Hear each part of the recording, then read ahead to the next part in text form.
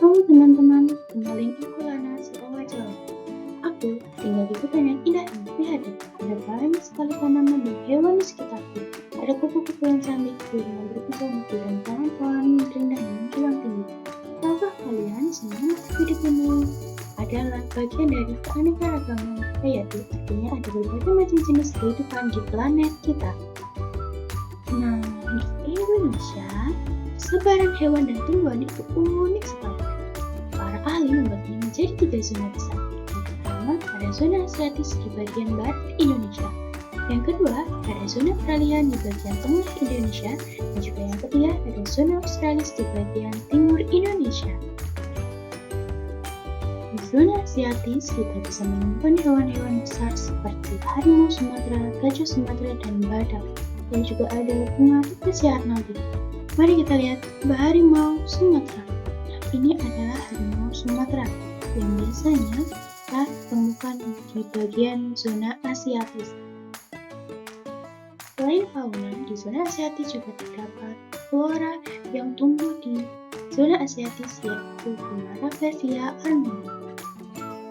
Bunga raksasa yang tidak punya batang, daun, dan akar, atau yang biasa disebut dengan bunga rafflesia arnoldi. Fauna lain yang juga ditemukan di zona Asiatis adalah orangutan.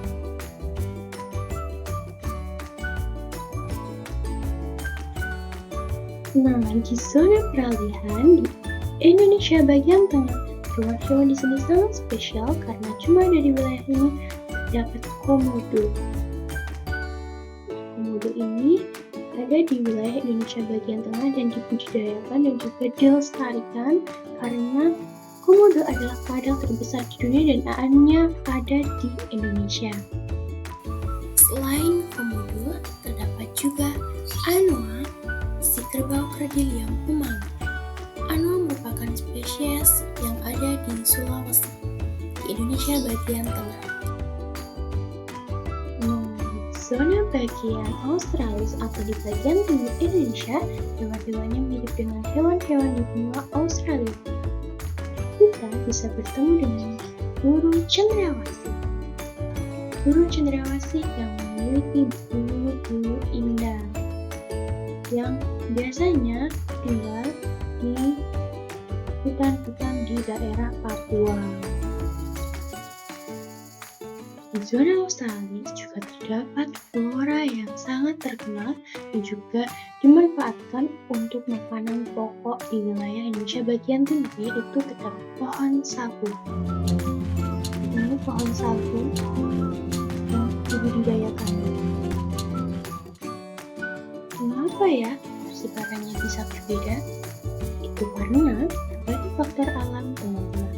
Misalnya, faktor iklim seperti suhu dan curah hujan sangat mempengaruhi jenis tumbuhan dan hewan yang bisa hidup di suatu tempat. Ada juga faktor tanah dan ketinggian yang menentukan keanekaragaman di sana.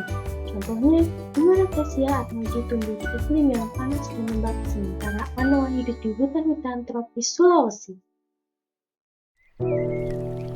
Sayangnya, keanekaragaman hayati kita sedang terancam.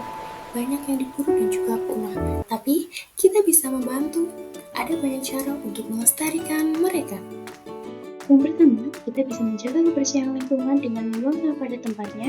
Yang kedua, dengan kita menanam pohon atau reboisasi. Dan yang ketiga adalah dengan kita membuat cagar alam. Gimana ya teman-teman, menjaga keanekaragaman hayati adalah tugas kita semua. Sampai jumpa di petualangan berikutnya.